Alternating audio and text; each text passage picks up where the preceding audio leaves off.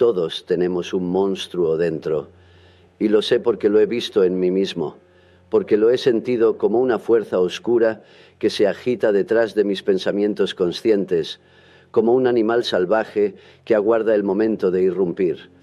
Cuando era joven, me consideraba un hombre racional. Confiaba en mi intelecto, en la ciencia, en la educación recibida.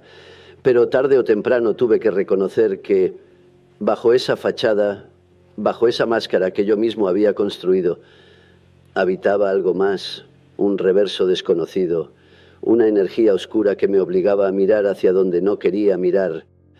Yo lo llamé la sombra, otros podrían llamarlo demonio, monstruo, tentación, pero la palabra importa menos que la experiencia, porque lo esencial es esto.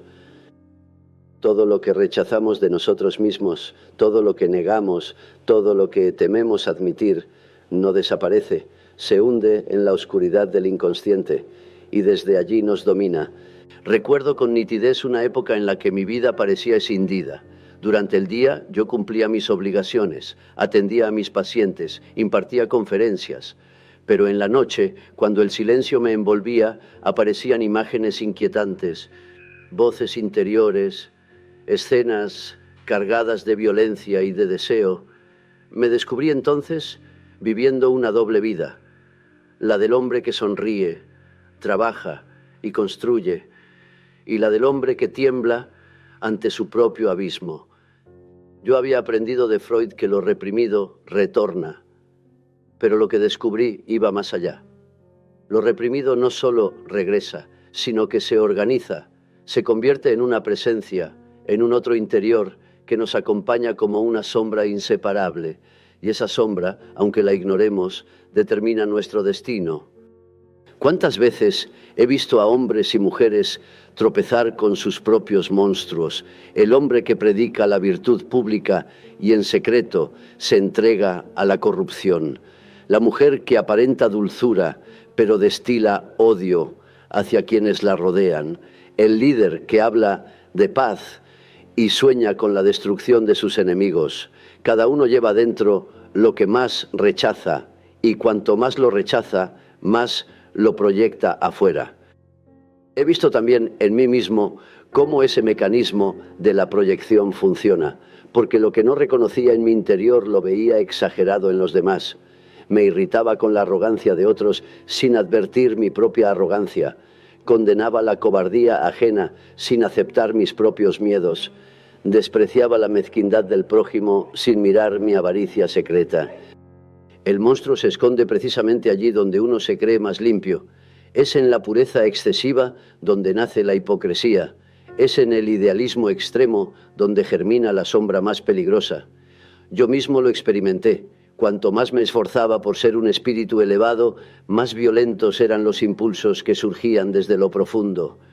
Comprendí entonces que la lucha contra la sombra no se gana con represión, ni con moralismo, ni con buenas intenciones, porque lo que reprimimos regresa, lo que negamos se fortalece, lo que condenamos nos persigue.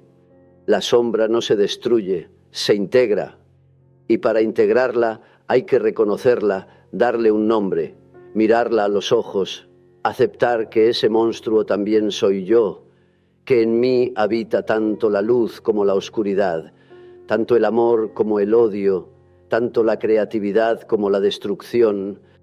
Sé que estas palabras inquietan, porque todos preferimos vernos como seres de bondad, de armonía, de control, pero nadie está exento de la sombra, ni siquiera los santos, quizá menos que nadie los santos, porque cuanto más alto sube el espíritu, más larga se proyecta la sombra detrás de él.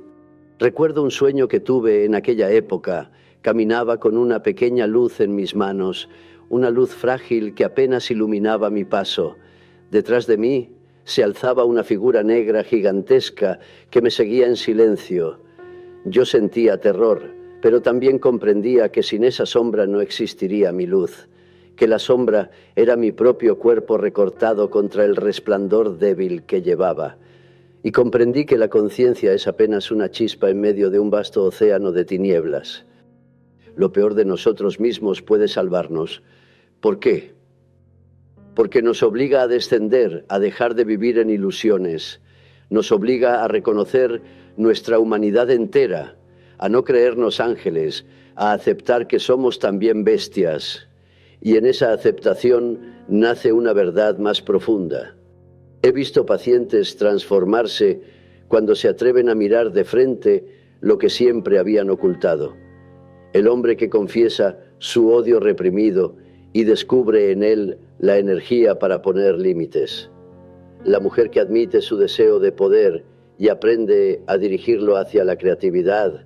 El joven que reconoce su miedo a la muerte y al hacerlo encuentra el valor de vivir. Lo peor de ti puede salvarte porque es precisamente allí donde está tu energía no vivida, tus talentos ocultos, tu vitalidad reprimida, y cuando los integras se convierten en fuerza creadora. Pero cuidado, no se trata de glorificar al monstruo, no se trata de entregarse a él sin resistencia. La sombra debe ser reconocida, pero también limitada, moldeada, transformada, como el alquimista que toma la materia prima oscura y trabaja pacientemente hasta convertirla en oro. Así debe hacerse con la psique. Yo aprendí este arte en carne propia, porque durante años me debatí entre la tentación de sucumbir a mis visiones y la necesidad de mantenerme anclado en la realidad. Escribí, dibujé, soñé, pero también cuidé de mi familia, de mis pacientes, de mis estudiantes, y esa tensión entre lo consciente y lo inconsciente fue el crisol en el que se forjó mi comprensión. No hay monstruo que no pueda volverse maestro. Si estamos dispuestos a escuchar lo que nos trae, pensemos en los mitos antiguos. Siempre aparece el héroe enfrentando a un dragón, a una bestia, a un gigante. Ese dragón es la sombra y solo al enfrentarlo el héroe obtiene el tesoro. No porque destruya al monstruo, sino porque lo atraviesa, porque lo incorpora, porque se transforma en el proceso. Así también ocurre con cada uno de nosotros. Vivimos huyendo de nuestros dragones, tratando de encerrarlos en cuevas, negando su existencia, pero al final siempre se escapan. Y cuando lo hacen, suelen destruir lo que más amamos. Por eso el camino más sabio es el contrario, ir hacia ellos, conocerlos, dialogar con ellos. En mis experiencias interiores, aprendí a hablar con esas figuras, a preguntarles qué querían, qué me exigían, qué me mostraban. Y aunque a veces me resultaba insoportable, comprendí que eran partes de mí mismo, que mi psique era un escenario poblado de personajes y que cada uno tenía algo que enseñarme. La sombra es dura, es cruel, es peligrosa, pero también es fértil, porque allí están las semillas de lo que podemos llegar a ser. Yo sé que estas palabras pueden sonar provocadoras, sé que algunos pensarán que invito a abrazar el mal, pero no se trata de eso. Se trata de comprender que el mal que negamos afuera habita también adentro, que no somos inmunes a la violencia, al egoísmo, a la mentira, y que solo reconociéndolo podemos contenerlo. He visto cómo los que se creen demasiado buenos suelen caer en las trampas más oscuras, porque al negar su sombra, proyectan todo en los demás y terminan luchando contra enemigos imaginarios, persiguiendo demonios externos que no son más que su propia oscuridad. El verdadero peligro no está en el monstruo que reconocemos, sino en el que negamos, porque ese es el que actúa a nuestras espaldas, el que sabotea nuestras relaciones, el que enferma nuestro cuerpo, el que dirige nuestra vida sin que nos demos cuenta. Por eso yo afirmo, todos tenemos un monstruo dentro. Y Jung lo sabía porque Jung lo vivió, porque yo mismo lo enfrenté, lo sufrí, lo escuché en mis sueños y visiones. Y gracias a ese encuentro, comprendí que el camino hacia la plenitud no consiste en ser perfectos, sino en ser completos. Completo es aquel que acepta sus contradicciones, que reconoce tanto su bondad como su crueldad, que sabe que puede odiar tanto como amar, que puede destruir tanto como crear. Completo es aquel que se reconcilia con su sombra. Y ese es el inicio de la individuación, el camino hacia uno mismo, el viaje más difícil y más necesario, el viaje de aceptar que yo soy luz y soy oscuridad, soy ángel y soy demonio, soy humano. Ese viaje comienza reconociendo al monstruo interior, mirándolo a los ojos y diciendo, sí, tú eres parte de mí y yo aprenderé a vivir contigo. Ese es el primer paso. He hablado de la sombra como un monstruo que habita en cada uno de nosotros, pero ahora quiero ir más hondo, porque reconocer su existencia es apenas el inicio. El verdadero encuentro con la sombra ocurre cuando esa fuerza se cruza con nuestra vida cotidiana, cuando ya no se trata de una teoría, ni de una metáfora, ni de un sueño extraño, sino de un hecho que interrumpe el curso de nuestra existencia y nos obliga a detenernos. Durante mucho tiempo pensé que podía controlar mi vida con disciplina, con estudio, con trabajo incansable. Confiaba en que el intelecto podía iluminarlo todo, pero hubo un momento en que me encontré atrapado en un laberinto. Lo que había reprimido regresaba una y otra vez con disfraces distintos, y descubrí que la sombra no es un concepto abstracto, sino una realidad que se manifiesta en el carácter, en los gestos, en los errores que repetimos sin comprender por qué. Puedo decir que cada relación humana es un espejo de nuestra sombra, porque en el rostro del otro se refleja lo que no queremos ver en nosotros mismos. Recuerdo pacientes que llegaban indignados porque sus vecinos, sus esposas, sus colegas eran egoístas, crueles, envidiosos, y mientras más insistían en señalar la culpa ajena, más evidente se hacía que describían su propia verdad oculta. Así opera la proyección. Expulsamos hacia afuera lo que no toleramos dentro y lo perseguimos con una furia ciega. La proyección es quizá el modo más común en que la sombra nos visita. Amamos a alguien porque depositamos en él nuestra luz no reconocida. Odiamos a alguien porque le atribuimos nuestra oscuridad no admitida. Idolatramos a un maestro, a un artista, a un líder, porque vemos en él nuestras propias capacidades dormidas. Y despreciamos a un enemigo porque en él se encarna nuestro monstruo secreto. Yo mismo lo viví en mi juventud. Proyecté mis ideales de padre en figuras como Freud, lo admiré con pasión, lo seguí con devoción, hasta que un día me di cuenta de que en esa veneración también había un ocultamiento, porque lo que veía en él era en realidad algo que yo mismo llevaba dentro, pero que aún no me atrevía a reconocer. Y cuando el vínculo se quebró, la proyección se retiró y tuve que enfrentarme a mis propias fuerzas, sin intermediarios. Fue doloroso, pero necesario. Así ocurre también en el amor. ¿Qué es enamorarse sino proyectar, depositar en otro la belleza, la fuerza, la magia que no vemos en nosotros? Por eso el enamoramiento es tan embriagador, porque en realidad nos encontramos con nuestra propia alma, pero tarde o temprano la proyección se agota. Y entonces aparece el verdadero encuentro, ya no con el ideal, sino con la persona real. Allí comienza la tarea de aceptar, de integrar, de vivir en la complejidad. Pero lo mismo ocurre en el odio. O sea, cuando odiamos a alguien con una intensidad desproporcionada, casi siempre es porque esa persona encarna aspectos de nuestra sombra. El orgulloso nos irrita porque no soportamos nuestro propio orgullo. El mentiroso nos escandaliza porque no admitimos nuestras falsedades. El corrupto nos enfurece porque no reconocemos nuestros propios deseos de transgresión, y así vivimos rodeados de espejos sin saberlo. La sombra se manifiesta en las pequeñas cosas, en un comentario sarcástico que escapa sin querer, en un gesto de desprecio hacia alguien débil, en una mentira piadosa que repetimos hasta convencernos de que es verdad, pero también en los grandes acontecimientos, en las crisis que nos sacuden, en las decisiones que nos persiguen, en los destinos que parecen inevitables. He visto a personas arruinar su vida por no reconocer su sombra. El hombre que busca constantemente aventuras sexuales porque no admite su hambre de afecto. La mujer que sacrifica su felicidad por sostener la imagen de perfección que su familia espera de ella. el artista que se destruye con excesos porque no soporta la fragilidad de su sensibilidad. Cada uno es víctima de lo que niega.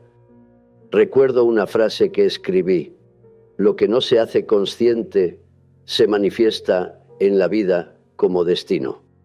Y lo repito aquí porque es esencial.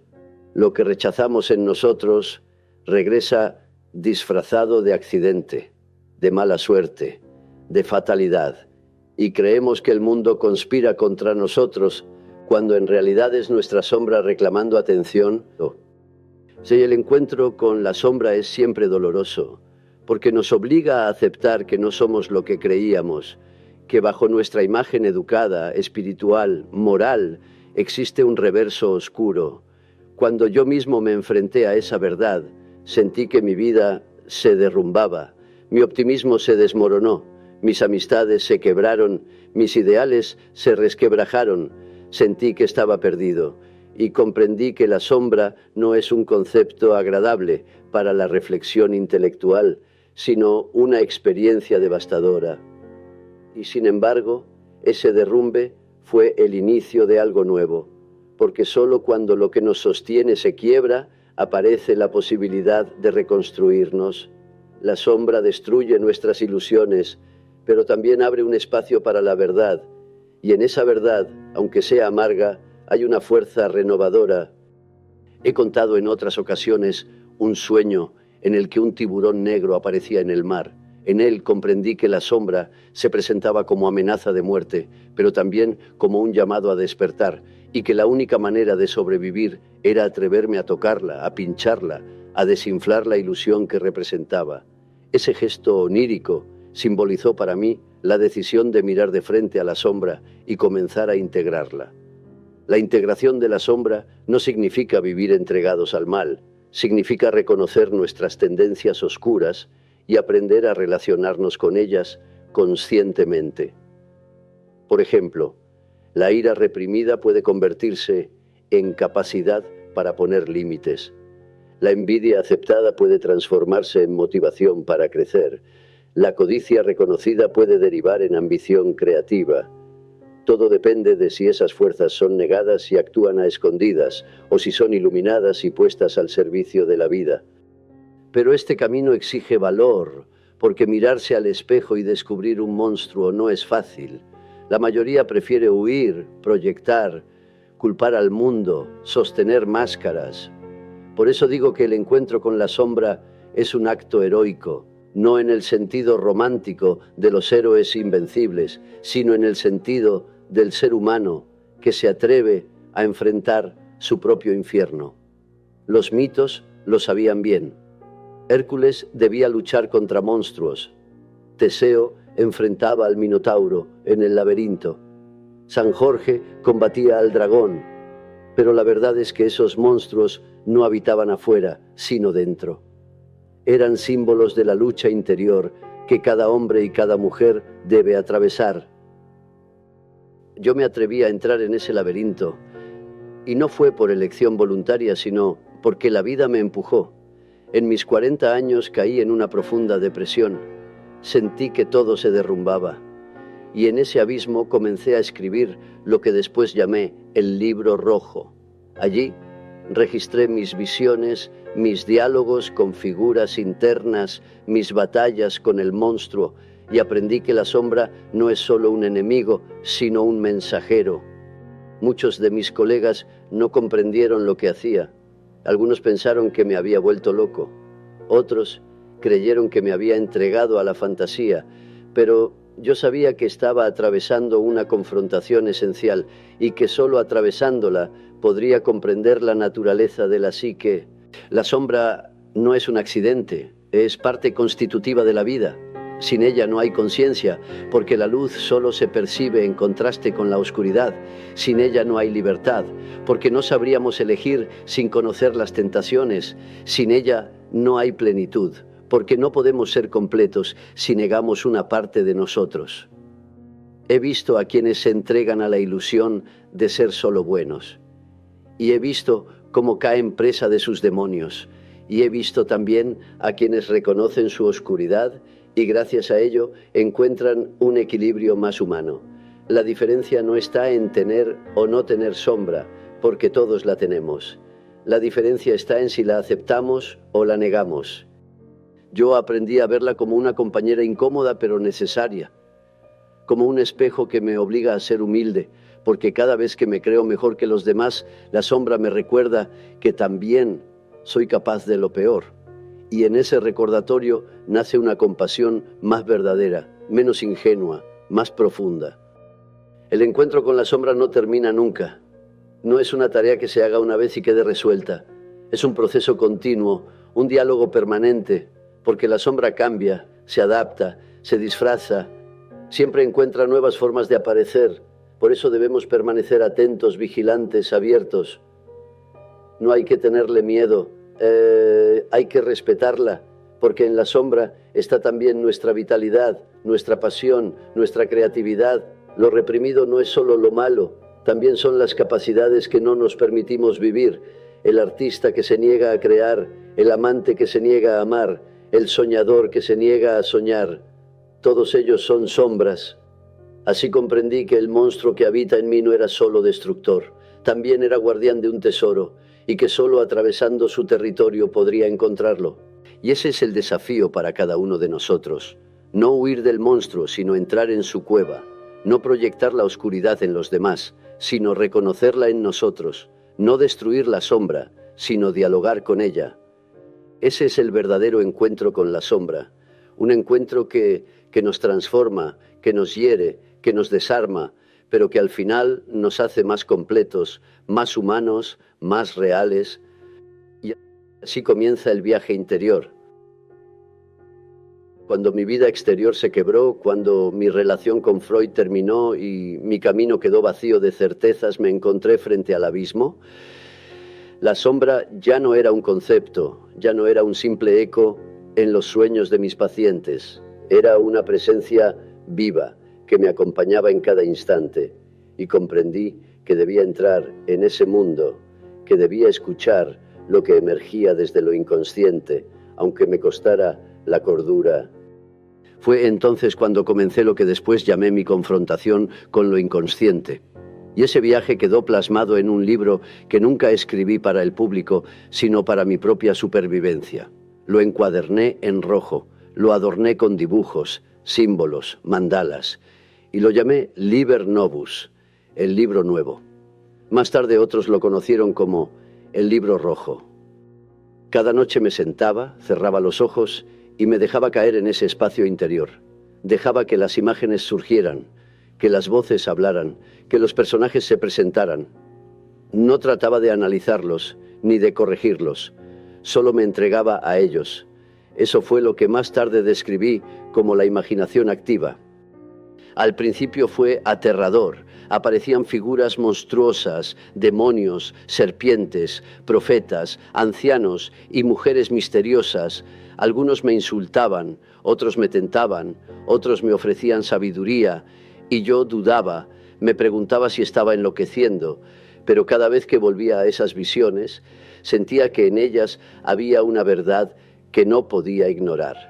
Recuerdo una de las primeras experiencias. Me encontraba en un desierto.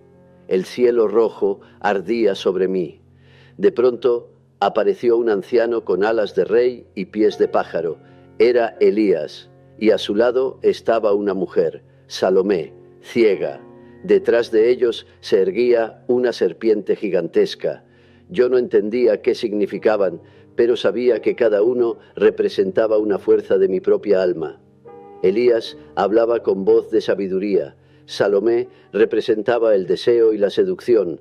La serpiente era el poder instintivo, y yo me encontraba en medio de ellos, dividido, asustado, fascinado. En otra ocasión descendí a una cueva profunda y allí encontré a un anciano que tallaba figuras en piedra. Me habló del sacrificio, de la muerte del héroe, de la necesidad de renunciar al yo inflado para que algo nuevo pudiera nacer. Comprendí que mi propia imagen, mi propio ego, debía ser entregado al fuego del inconsciente. Solo así podría surgir algo más amplio, más verdadero. Estas visiones no eran invenciones arbitrarias, tenían una coherencia, una intensidad que las hacía más reales que la vida cotidiana. A veces me preguntaba si no estaba dialogando con arquetipos, con imágenes que pertenecían no solo a mí, sino a toda la humanidad, porque en esos personajes reconocía ecos de los mitos, de las religiones, de los cuentos antiguos, como si el inconsciente colectivo se expresara a través de mi experiencia personal. Yo no estaba solo en ese viaje. Me acompañaban figuras interiores que me guiaban y me desafiaban. Una de ellas era Filemón, un anciano de barba blanca y alas de martín pescador. Él me habló como maestro, me enseñó a distinguir entre la voz de mi ego y la voz del inconsciente. Me mostró que lo que yo creía que eran mis pensamientos eran en realidad pensamientos que me llegaban desde fuera, desde la profundidad psíquica. Filemón se convirtió en mi guía espiritual, en mi Sócrates interior. Y aunque sabía que era una figura interna, lo sentía tan real como a cualquier persona de carne y hueso. A veces esas experiencias eran luminosas. Veía mandalas que se formaban espontáneamente, símbolos de orden y de totalidad. Eran imágenes de la unidad, de la reconciliación de los opuestos, me daban paz en medio del caos. Otras veces, en cambio, las visiones eran terribles.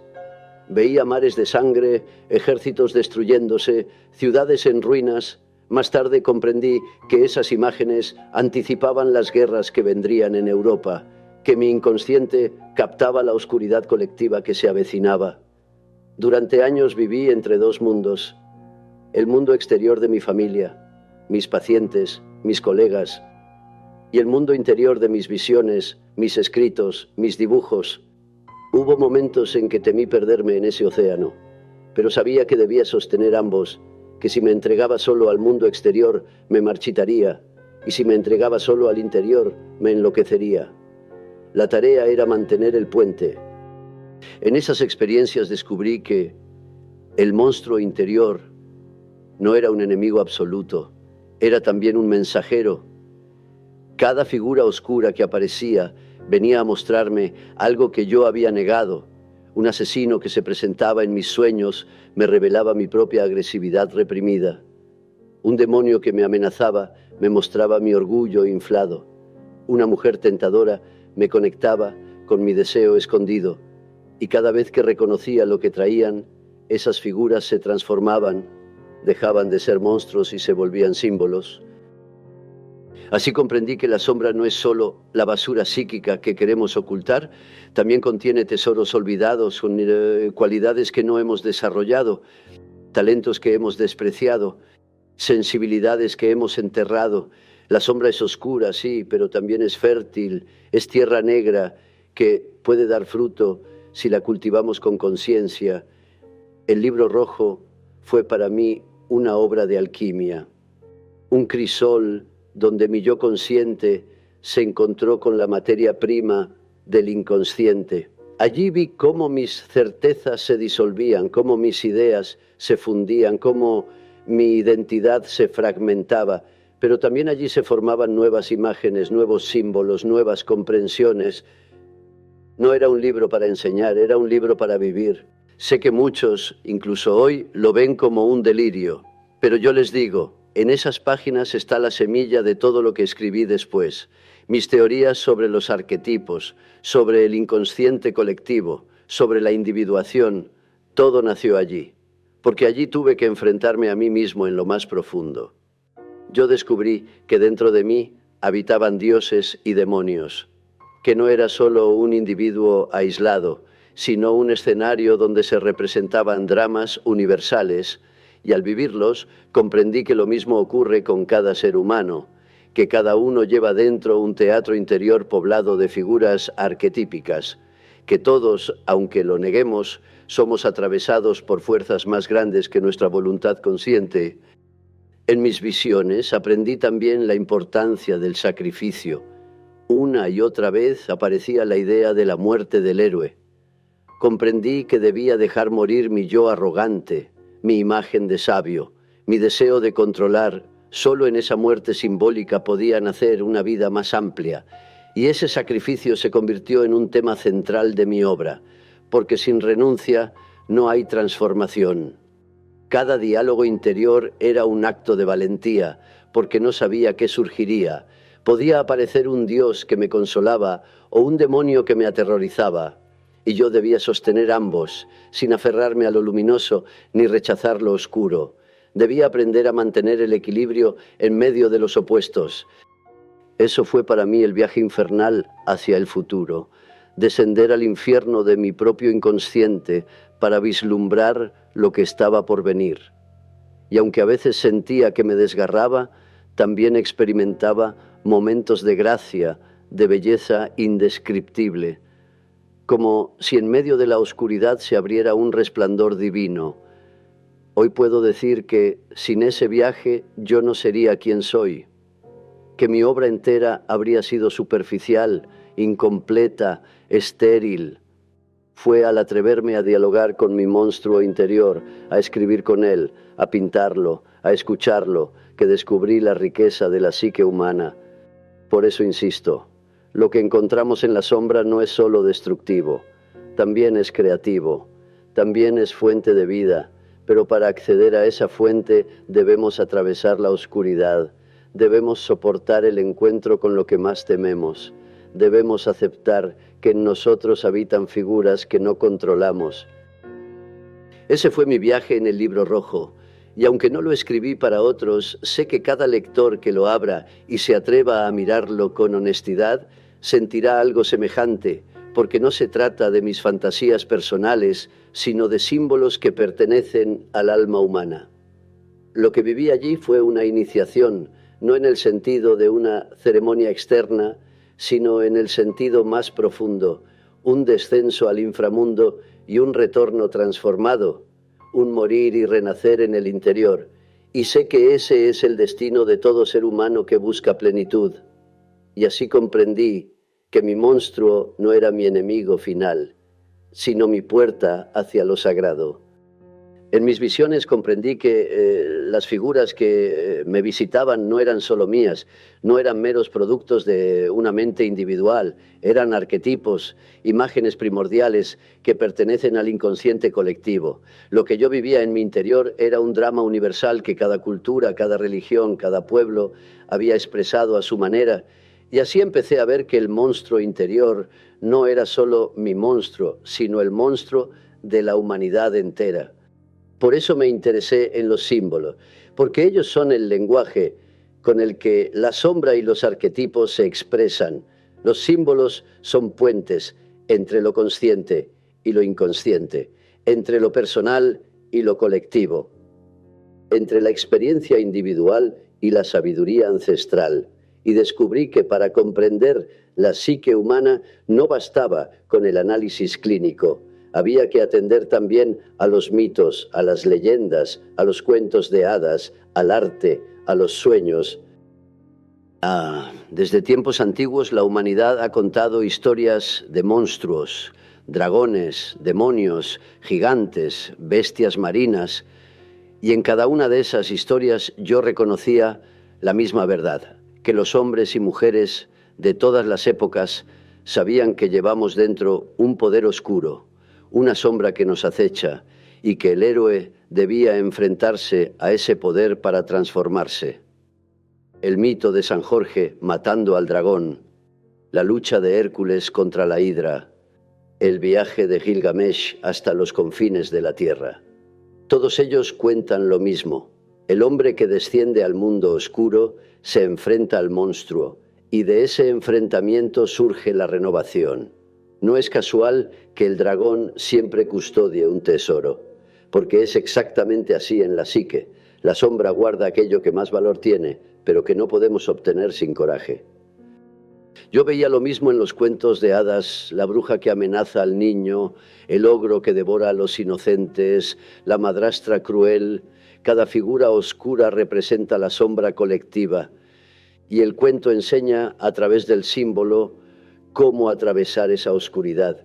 Por eso digo que los cuentos no son entretenimiento superficial, sino mapas del alma. El arte moderno me mostró lo mismo. Cuando observaba las pinturas de los expresionistas o la música disonante de principios del siglo XX, reconocía allí la irrupción de la sombra colectiva. Eran voces que emergían del inconsciente de una época marcada por tensiones, guerras, crisis espirituales, y yo sabía que esas obras eran advertencias, símbolos de una transformación que estaba en marcha. Lo más evidente fue la irrupción de la sombra en la política. Los regímenes totalitarios que crecieron en Europa no eran solo fenómenos externos, eran expresiones de lo que la humanidad reprimía: el odio, la violencia, el ansia de poder absoluto. Cuando esos contenidos no se reconocen en lo individual, terminan manifestándose en lo colectivo, y entonces se levantan tiranos, ejércitos, catástrofes. La sombra de una cultura puede destruirla.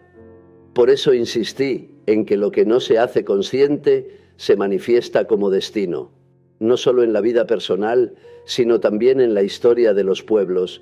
Y lo que vi en mis visiones del Libro Rojo, mares de sangre, destrucción masiva, se cumplió poco después en las guerras mundiales. El inconsciente había hablado con símbolos, y yo, aunque lo escuché, no pude evitar el desastre. Los símbolos de la sombra aparecen también en la religión. El diablo, el infierno, las tentaciones, no son solo doctrinas, son imágenes de la psique profunda. Representan lo que tememos en nosotros mismos y lo proyectamos en figuras exteriores. El cristianismo, como muchas religiones, creó un lenguaje simbólico para hablar de la sombra, y aunque a veces lo hizo con dureza, con miedo, también ofreció un camino de redención. Pero lo que me interesó especialmente fue cómo la sombra no contiene solo lo negativo, también guarda lo reprimido positivo. He encontrado en los sueños símbolos luminosos que emergen de la misma oscuridad. Por ejemplo, el mandala, círculos que se forman espontáneamente en los sueños de personas en crisis. Ellos representan la totalidad, la unión de los opuestos, el centro que ordena, y esas imágenes no provienen del yo consciente, sino de la misma profundidad donde habitan los monstruos. Eso me enseñó que lo oscuro y lo luminoso nacen del mismo lugar, que el inconsciente no es solo un depósito de lo reprimido, sino también la fuente de lo creativo, y que la sombra, al contener lo que hemos rechazado, guarda también la semilla de nuestra renovación. Vi lo mismo en el simbolismo alquímico, pero eso lo desarrollaré más adelante. Aquí quiero quedarme en los símbolos colectivos más conocidos. El monstruo, el dragón, el demonio, siempre son guardianes, nunca aparecen porque sí, custodian un tesoro, una princesa, una ciudad, un secreto, y ese tesoro es nuestra energía vital, nuestra autenticidad, nuestra capacidad de ser enteros. Pero para obtenerlo debemos atravesar el miedo, la repulsión, el rechazo. Debemos abrazar lo que más queremos evitar. Lo mismo ocurre en los sueños. Cuando alguien sueña con un animal que lo persigue, casi siempre es la sombra que pide atención. Ese animal representa un instinto, una emoción, una fuerza que el soñador ha negado. Y al huir de él en el sueño, huye también en la vida. Pero si alguna vez logra detenerse, mirarlo, dialogar con él, el animal cambia, se vuelve protector, aliado, guía. He visto este proceso muchas veces en mis pacientes. Los símbolos también aparecen en el lenguaje cotidiano. Cuando alguien dice, me convertí en una fiera, o era como un demonio, o me salió la bestia de adentro, está hablando de la sombra en términos simbólicos. Nuestra cultura está llena de estas expresiones porque todos sabemos en lo profundo que no somos solo lo que aparentamos. He observado que las culturas orientales tienen otra relación con la sombra. En el taoísmo, por ejemplo, el yin y el yang muestran que lo oscuro y lo luminoso forman parte de un todo. No se trata de eliminar la sombra, sino de integrarla. En el hinduismo también aparecen dioses terribles que, sin embargo, son aspectos necesarios de la divinidad, mientras que en Occidente hemos tendido a dividir radicalmente el bien y el mal, lo luminoso y lo oscuro, lo sagrado y lo diabólico. Esa división nos ha hecho perder el sentido de totalidad. Por eso considero esencial volver a los símbolos, porque ellos nos recuerdan lo que la razón olvida, que somos seres de contradicción, que en nosotros conviven fuerzas opuestas, que el monstruo y el ángel caminan juntos. Yo descubrí que el símbolo es más verdadero que el concepto, porque el concepto simplifica, divide, explica, pero el símbolo abraza lo contradictorio, lo misterioso, lo que no puede resolverse con lógica. Por eso el símbolo cura, porque nos reconcilia con lo que habíamos fragmentado. El trabajo con símbolos me mostró que no podemos destruir al monstruo, porque al destruirlo destruiríamos también el tesoro que guarda. Lo que debemos hacer es integrarlo, comprenderlo, transformarlo, como el héroe que no solo mata al dragón, sino que aprende de él, que lo convierte en parte de su poder. En mi práctica clínica, cuando un paciente comprendía el símbolo de su sombra, su vida cambiaba. Ya no se trataba de luchar contra impulsos incontrolables, sino de darles un lugar, de reconocerlos como parte de su energía vital.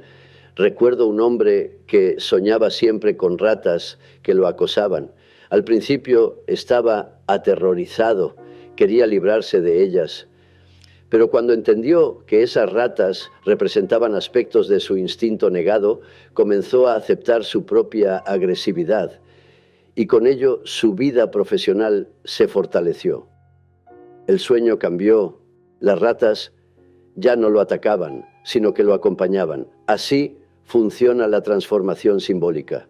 La sombra se vuelve aliada cuando la aceptamos y el monstruo se convierte en guardián cuando lo escuchamos.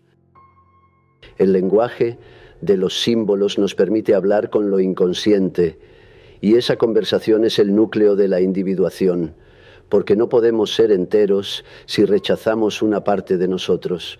Solo podemos acercarnos a la totalidad cuando aceptamos tanto lo que amamos como lo que odiamos, tanto lo que nos enorgullece como lo que nos avergüenza. Yo aprendí que los símbolos no son decoraciones, son medicinas, son revelaciones que nos llegan desde lo profundo para curar nuestra unilateralidad. Y la sombra, con todo su aspecto monstruoso, es también un símbolo, un recordatorio de que en mí habita lo que no quiero reconocer. Por eso digo que la sombra no es un enemigo externo, sino un maestro interno, un símbolo viviente que nos confronta con nuestra verdad, y si la rechazamos, nos destruye, pero si la aceptamos, nos transforma. En la cultura actual seguimos repitiendo la misma historia. Las películas, las novelas, los videojuegos, todos están llenos de monstruos, zombies, villanos, superhéroes que luchan contra ellos. La humanidad sigue soñando los mismos sueños, solo que ahora en pantallas. Y yo sonrío al ver que lo que observé hace décadas sigue siendo válido. Necesitamos esas historias porque necesitamos mirarnos en el espejo de nuestros símbolos. El monstruo en la pantalla es el monstruo interior. El dragón en el libro es el dragón en el alma. El villano que odiamos es la sombra que rechazamos. Y mientras no lo comprendamos, seguiremos repitiendo las mismas batallas afuera que no hemos librado adentro. He aprendido que solo cuando honramos al símbolo podemos avanzar. Cuando dejamos que nos hable, que nos transforme, que nos muestre lo que no queremos ver, entonces comienza la verdadera alquimia. Y así comprendí que el monstruo que nos persigue en sueños, en mitos, en películas, en la política, en la vida, no es otro que nuestra sombra colectiva y que solo enfrentándola podremos transformar la historia. Cuando me adentré en las visiones de mi inconsciente, comprendí que no bastaba con reconocer la sombra, no bastaba con dialogar con los monstruos interiores, ni con descubrir sus símbolos. Había algo más, un proceso más amplio que no terminaba con el reconocimiento, sino que exigía una transformación, y ese proceso lo encontré reflejado en la antigua alquimia. Durante años estudié los textos de los alquimistas medievales. Muchos de mis contemporáneos se burlaban de mí. Pensaban que me había perdido en supersticiones arcaicas, pero yo veía en sus fórmulas, en sus imágenes, en sus laboratorios, algo más profundo. Ellos hablaban con símbolos y sin saberlo describían procesos psicológicos. La transmutación de los metales era una metáfora de la transmutación del alma. Lo primero que aprendí fue que la obra alquímica comenzaba con la materia prima, una sustancia oscura, caótica, vil, despreciada, y comprendí que esa materia prima no era otra cosa que la sombra, el monstruo interior, lo reprimido, lo indeseable, aquello que no queríamos mirar. Ese era el material de inicio. Sin esa oscuridad no había posibilidad de oro. Los alquimistas lo llamaban nigredo, la obra en negro, un estado de descomposición, de putrefacción, de caos. Y eso era exactamente lo que yo había vivido en mi crisis. Mi depresión, mi desmoronamiento, mis visiones terribles, todo eso era nigredo. Y aunque parecía destrucción, era en realidad el comienzo. Porque solo cuando lo viejo se descompone puede nacer lo nuevo. Después de la nigredo venía la albedo, la obra en blanco, una purificación, una iluminación parcial. En términos psicológicos, es el momento en que la conciencia comienza a reconocer lo que estaba oculto, en que se vislumbra un orden en medio del caos. Lo experimenté en mis mandalas, en las imágenes de totalidad que aparecían después de mis noches más oscuras. Era como si la psique me dijera: hay un centro, aunque no lo veas, hay una unidad posible, aunque ahora te sientas fragmentado. Pero la obra no terminaba allí.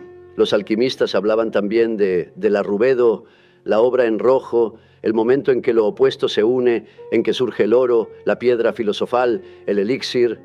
Para mí, la arrubedo simboliza la individuación, el logro de una vida más plena, la reconciliación de la luz y la sombra, del consciente y del inconsciente, no una perfección, sino una totalidad.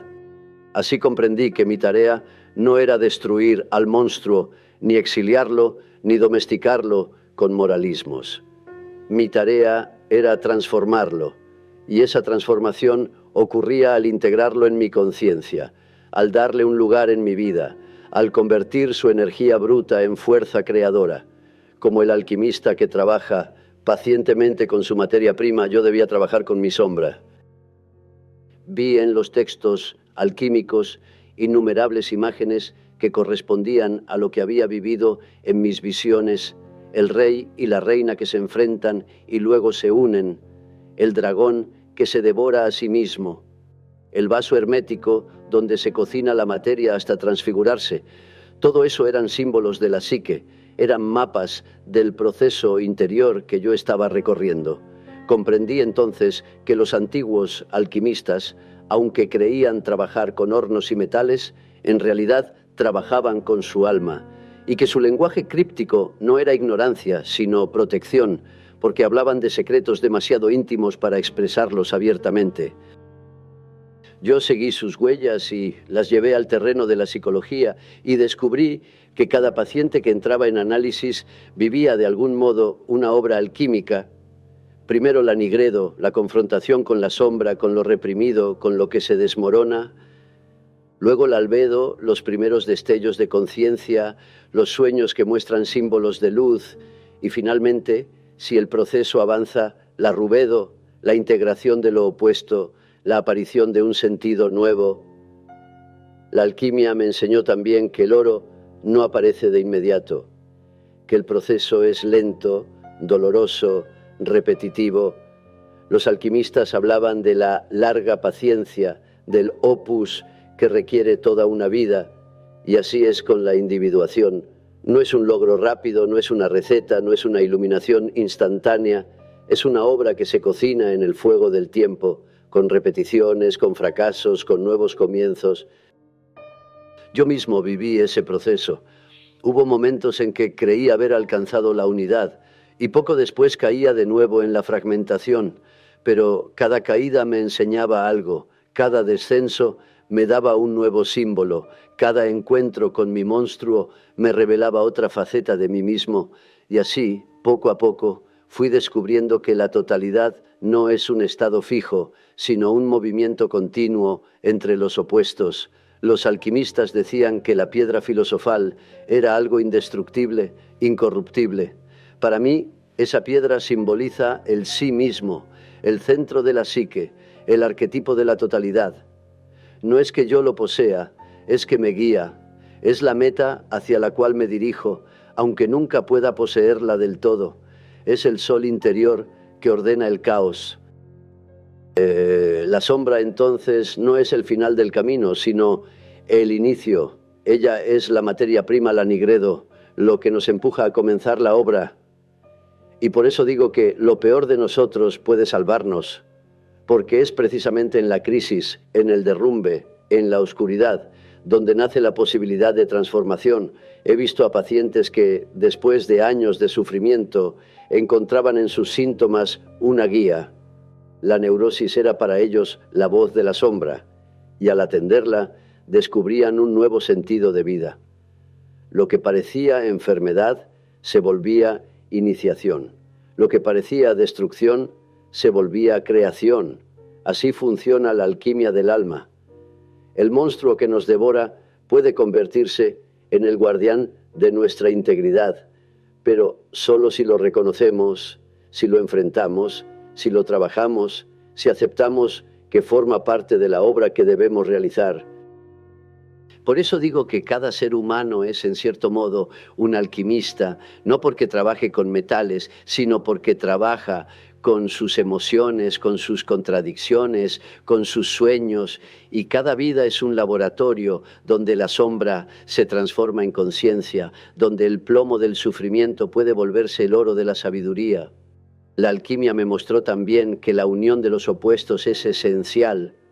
El sol y la luna, el rey y la reina, lo masculino y lo femenino, lo consciente y lo inconsciente, todos deben encontrarse, aunque se odien, aunque se destruyan, aunque se contradigan, porque solo de esa unión nace algo nuevo. Así también debemos unirnos con nuestra sombra, no para identificarnos con ella, no para glorificarla, sino para integrarla en un todo más amplio. Sin esa unión seguimos fragmentados, divididos, dominados por lo que negamos. Con esa unión podemos empezar a vivir desde un centro más profundo. Sé que este lenguaje puede sonar extraño para algunos, pero es el único que se acerca a la verdad que he vivido. La sombra no se elimina, se transforma, y esa transformación es la verdadera alquimia de la vida. He aprendido que cuando el monstruo aparece en un sueño, en una crisis, en una relación, no viene para destruirnos, viene para mostrarnos lo que debemos trabajar. Y aunque al principio nos parezca insoportable, si lo aceptamos, descubrimos que detrás de su rostro terrible hay un secreto, un oro escondido. Así llego al final de este recorrido, del reconocimiento de la sombra en mi propia vida, al encuentro con mis visiones en el libro rojo, al descubrimiento de los símbolos colectivos y finalmente a la alquimia interior. Todo me conduce a una misma verdad, que no podemos ser completos si no integramos lo que más tememos. El monstruo no desaparecerá, siempre estará allí, pero podemos aprender a vivir con él, a escucharlo, a dialogar, a transformarlo. Y en esa relación, en esa tensión, en ese trabajo constante, se forja nuestra individuación. Ese es el oro de la alquimia psicológica, no una perfección sin sombra, sino una plenitud que incluye la sombra, no un yo idealizado, sino un sí mismo que abraza tanto la luz como la oscuridad. Y así comprendí que el monstruo que habita en mí, lejos de ser mi condena, es mi posibilidad, porque sin él yo nunca habría buscado, nunca habría descendido, nunca habría descubierto el tesoro que custodia. Ese es el sentido último de mi obra. Ese es el mensaje que quiero dejar. Todos tenemos un monstruo dentro, y si nos atrevemos a enfrentarlo, a integrarlo, a transformarlo, ese monstruo se convierte en nuestro camino hacia la totalidad. He recorrido contigo el viaje de mi propia vida interior. He hablado del monstruo que descubrí en mí mismo, de la sombra que cada ser humano carga, de las visiones que me arrojaron al abismo y de los símbolos que me mostraron un camino. He compartido cómo los mitos, los cuentos y las religiones expresan lo que la psique guarda en silencio y cómo la antigua alquimia me enseñó a comprender la transformación que ocurre cuando aceptamos nuestra oscuridad. Hoy puedo decirlo con claridad. El monstruo no se elimina, nunca se elimina, siempre caminará a nuestro lado. Pero eso no es una condena, sino una oportunidad.